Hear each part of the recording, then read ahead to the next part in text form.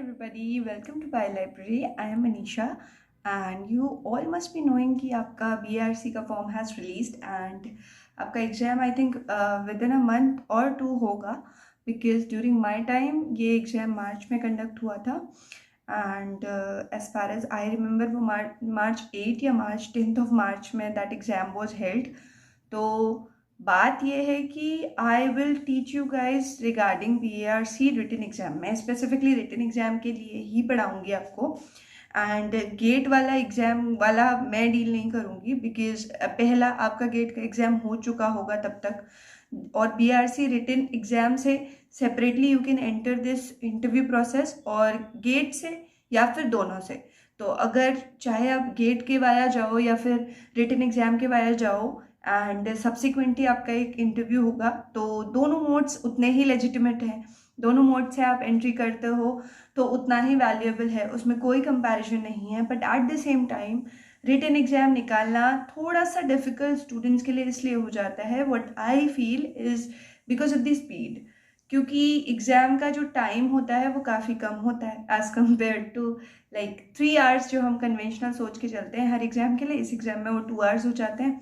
तो 2 आवर्स में वो क्वेश्चन करना बहुत सारे स्टूडेंट्स के अकॉर्डिंग उनके लिए डिफ़िकल्ट रहा है. मेरे लिए नहीं रहा, क्योंकि मेरी हमेशा आपके लिए 2 चीज़ें फेवर करती हैं. एक, या तो आप बहुत स्पीड से पेपर रीड करते हो, या फिर आप बहुत आराम से पेपर रीड करते हो बट कुछ पोर्शंस आपके स्ट्रांग होते हैं तो आप उन चीज़ों को डील करते हो. मेरे केस में मैं सुपरफिशियल डेप्थ में, शायद मेरा फोटे ज़्यादा सुपरफिशियल में है, तो मैं बहुत ज़्यादा जल्दी रीड कर लेती थी, इसलिए मुझे हेल्प किया वो एग्ज़ाम निकालने में. Although interview I could not qualify. 1000 marks का इंटरव्यू होता है, मेरे मार्क्स थे 874 एंड उसके बाद अनफॉर्चुनेटली मुझे कभी चांस ही नहीं मिला. उसके पर्सनल रीजंस हैं. But I want you guys कि आप अपने लेवल पे you can work hard and qualify the exam. पहला अपॉर्चुनिटी बहुत अच्छी है. दूसरा, डजेंट मैटर कि आप वहाँ पे सिलेक्ट होते हो या नहीं होते हो. What matters is you go sit around the वो जो पूरा कमेटी होगी, उस कमेटी के साथ बैठने का एक्सपीरियंस इज अनपैरेलल. वो अभी तक मैंने जितने इंटरव्यू एक्सपीरियंसेस दिए हैं उसके कंपैरिजन में शायद नहीं, डेफिनेटली वो एक्सपीरियंस सबसे ज़्यादा अच्छा था. Because they give you lot of confidence, lot of perspective कि आप इस फील्ड में कहाँ स्टैंड करते हो. तो आई थिंक आप इस पहली चीज़ तो आप बहुत ज़्यादा एक्सपेक्टेशन मत डालो अपने आप पे कि BARC है नहीं निकलेगा, ऐसा कुछ नहीं है. एग्ज़ाम जो भी बहुत ज़्यादा डिफ़िकल्ट होते हैं, वो सारे एग्ज़ाम्स हमेशा बेसिक्स डिमांड करते हैं आपसे. एंड बेसिक्स मतलब ये नहीं कि आपसे बहुत ऐसी चीज़ पूछी जाएगी फॉर एग्जांपल कि या DNA किसने डिस्कवर किया. Nobody is going to ask that. Okay, आपसे पूछा जाएगा DNA एज अ मॉलिक्यूल आप देखते हो, आप उसके नैनो मॉलिक्यूलर कॉन्फ़िगरेशन पे अगर आप पहुंच जा रहे हो तो वहाँ पे क्या चीज़ छेड़छाड़ की जा सकती है. मतलब basically the questions are applied, but उतने अप्लाइड भी नहीं है जितने आप CSR में देखते हो, क्योंकि उतने बड़े क्वेश्चन फ्रेम करने में बहुत बड़ी प्रॉब्लम ये आ जाएगी कि आप रीड ही नहीं कर पाओगे, तो आप सॉल्व क्या करोगे. क्वेश्चंस हाँ एनालिटिकल होते हैं. क्वेश्चंस के तीनों लेवल्स आपको मिल जाएंगे, easy, moderate, difficult and very difficult. ठीक है, बहुत बार ये होता है कि आपके कॉन्सेप्ट्स, ये जो ईजी मॉडरेट वाले लेवल के कॉन्सेप्ट्स नहीं होते हैं, आपके कॉन्सेप्ट्स आपकी जगह पे बहुत फर्म होते हैं, जिसकी वजह से आप ये मॉडरेट लाइक इजी मॉडरेट को छोड़ दें, डिफ़िकल्ट वेरी डिफ़िकल्ट बहुत इजीली कर जाते हो. तो आपको ध्यान इजी और मॉडरेट का भी रखना है. डिफ़िकल्ट वेरी डिफ़िकल्ट का प्रपोर्शन होगा बट बहुत ज़्यादा नहीं होगा. तो एक बैलेंस्ड अप्रोच रखना है. आपको ईजी भी आना चाहिए, वेरी ईजी भी आना चाहिए, मॉडरेट भी आना चाहिए. डिफ़िकल्ट, सुपर डिफ़िकल्ट को छोड़ते हैं, 50-50% रख सकते हैं कि हाँ ठीक है, आएगा तो ठीक है, नहीं आएगा तो पैनिक नहीं करना. अब बात करते हैं कि पढ़ाई का प्लान क्या है. तो पढ़ाई में जो मैं समझती हूँ मेरे एंड से जो इम्पोर्टेंट है, बिकॉज अपने अटेम्प्ट के बाद I gave it in 2019. After that I have been guiding students. तो 2020 में मेरे नोन में एक स्टूडेंट का हुआ है, 2021 में मेरे नोन में एक स्टूडेंट का हुआ है. तो इतना क्रैक कर सकती हूँ मैं. और जब मैंने रिटन एग्ज़ाम का पहले थोड़ा बहुत प्रिडिक्शन किया था, मतलब बहुत ज़्यादा ऐसे नहीं होता, क्या है कि सिलेबस उतना ही है, बहुत डायनेमिक सिलेबस तो है नहीं कि हर दिन चेंज हो रहा है या करंट अफेयर्स ऐड हो रहे हैं या कुछ ऐसा है. तो जो चीज़ें मैंने कुछ प्रिडिक्ट की थी, हाँ उसका प्रोपोर्शन आपको एग्जाम में मिला था. तो आप रिलाई कर सकते हो मुझ पर, डेफिनेटली कर सकते हो, क्योंकि अगर ऐसा होता कि मैं उसमें कच्ची होती तो मैं कभी अपनी तरफ से एश्योरेंस नहीं देती आपको. ओके, तो मैं समझती हूँ कि biochemistry, cell biology, molecular biology, techniques का पोर्शन और एक पोर्शन आपके जेनेटिक्स का, साथ में प्लांट फिजियोलॉजी, ये 6 चीज़ें आपके लिए एक्सट्रीमली इंपॉर्टेंट हो जाती हैं when you are going in setting for BRC exam. ठीक है, क्या नहीं इंपॉर्टेंट है आपके एग्जाम के लिए? इकोलॉजी नहीं इंपॉर्टेंट है, एवोल्यूशन नहीं इंपॉर्टेंट है, डाइवर्सिटी नहीं इंपॉर्टेंट है। बट अगेन, डाइवर्सिटी में आप 12th लेवल का क्वेश्चन एक्सपेक्ट कर सकते हो, 1 और 2 out of the entire paper. ठीक है, तो अज्यूमिंग द फैक्ट कि आप CSIR की प्रिपरेशन कर रहे हो, कर चुके हो, निकाल चुके हो या उस फेज में हो प्रिपरेशन के, आई फील कि आप कुछ कुछ यूनिट्स में थरोली जा चुके होगे, उनके बारे में आपको एटलीस्ट पता होगा। ठीक है, तो उस अजम्पशन के साथ मैं आगे बढ़ूंगी। I will deal with all these 6 units but from the point of view of BRC written exam only. मैं फिर से बोल रही हूँ कि मैं सिर्फ रिटन एग्जाम के पर्सपेक्टिव से आपको पढ़ाऊंगी उसमें, तो वो आपके 1 लाइनर टाइप्स होंगे। उसका मैं PPT प्रिपेयर करने जा रही हूँ आज से, एंड बाय दैट टाइम आपके पास 3 वीडियोस आएंगे जो कि मैं इंस्टाग्राम पे ऑलरेडी अपलोड कर चुकी हूँ। मैं उन्हें इंस्टाग्राम से डाउनलोड करके I am again editing it and uploading it on YouTube. Purpose क्या है? पर्पस पहला, तब का फ्रेश एक्सपीरियंस हो सकता है आज मैं वो चीज़ें कुछ भूल गई हूँ जो मैंने लास्ट ईयर बच्चों को बताई थी। 2021 में आई टुक 3 लाइव सेशंस ऑन इंस्टाग्राम। पहला था BRC की प्रिलिमिनरी इन्फॉर्मेशंस के बारे में बहुत ही छोटा सा ब्रीफ अप किया था मैंने।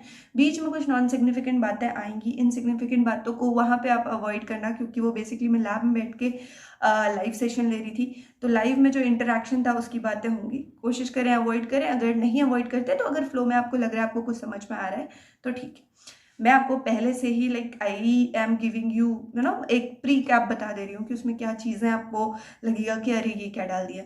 दूसरे लाइव में again I was in lab, तो उसमें भी ऐसा था कि कुछ कुछ चीज़ें ऐसी होंगी कि स्टूडेंट अपने क्वेश्चन पूछ रहे हैं या बता रहे हैं कि last year they have qualified exam and उनका इंटरव्यू में नहीं हुआ, तो वो बातें भी उस वीडियो में होंगी।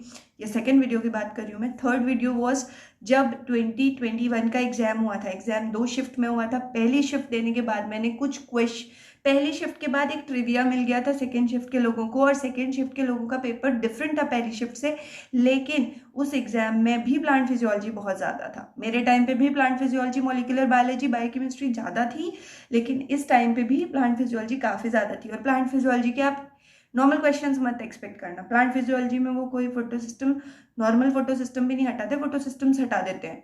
ठीक है, मैं आपको बता रही हूँ, ऐसा नहीं कि डराने के पर्सपेक्टिव से, बट अगर आपने सारी चीज़ें पढ़ ली हैं, फॉर एग्जाम्पल मैं आपको शुगर केन जूस का एग्जाम्पल देती हूँ, तो कितनी बार उस शुगर केन को has to go through that machine, जब आपके पास फाइनल जो प्रोडक्ट आता है in the form of juice, वो कॉन्सेंट्रेट करने के लिए कितनी बार it has to go through the machine. Similarly आपका कॉन्सेप्ट कितनी बार you have gone through it, उसके बाद वो लेवल आपका अचीव होता है जिससे कि आप एग्जाम देख के बहुत एक्यूरेटली, बहुत जल्दी क्वेश्चन सॉल्व करते हो।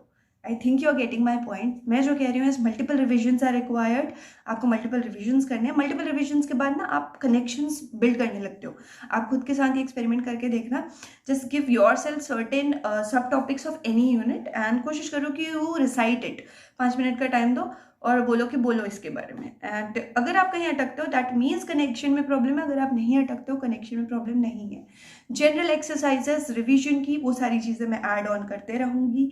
अभी हम स्टार्ट कर रहे हैं। मैं पहला जो वीडियो डाल रही हूँ that is the introductory video regarding BARC का जो एग्जाम आने का प्रोसेस है, लाइक द एप्लीकेशन प्रोसेस। उस एप्लीकेशन में एज, उस एप्लीकेशन में आपके सब्जेक्ट्स, ये सबसे बड़ा रोल प्ले करते हैं। और वो सब्जेक्ट्स का रोल होता है during the time of interview में, जब आपके डॉक्यूमेंट वेरिफिकेशन हो रहे होते हैं। तो पहला वीडियो मेरा वो आ रहा है उसमें। उसके बाद के 3 वीडियो की ब्रीफिंग मैंने दे दी है। चौथा वीडियो DGFS और OCES के डिफरेंस के basis, like I differentiate both of them. Although बहुत ज़्यादा ज़रूरत आपको नहीं है, बट आई थिंक अगर आप जाते हो and if they ask you ना कि DGFS OCS है क्या, आप OCS के थ्रू जाते हो basically when you are a science post graduate. आप मास्टर्स के बाद जा रहे हो या मास्टर्स के 4th सेमेस्टर में जा रहे हो, तो basically you are a science post graduate. तो orientation course for engineers engineering graduates and science post graduates, ये होता है OCS। तो इस पे भी मैं एक वीडियो बना रही हूँ। ज़्यादा टाइम वेस्ट करना मेरा कभी पर्पस नहीं रहा, तो उस वीडियो को बहुत छोटा रखेंगे। उसके बाद हम असल चीज़ों पे आएंगे जो कि 5 वीडियो के बाद होंगे। तो तब तक आई एक्सपेक्ट कि आप बायोकेमिस्ट्री पढ़ना शुरू कर दें, क्योंकि मैं बायोकेमिस्ट्री से शुरुआत करूँगी। वन लाइनर्स आएंगे, इंपॉर्टेंट टॉपिक्स आएंगे, और कोशिश करेंगे अगर हम बहुत अच्छे फ्लो में जा रहे हैं तो हम ग्रुप बनाएं। जूम पे मैं आपको फाइनली संडे के दिन एक अच्छा ट्रिविया दूं कि हम बार्क स्पेसिफिक ही हो सकें। Don't call it bark, I am sorry, call it BARC always, because वो भी वही प्रेफर करते हैं।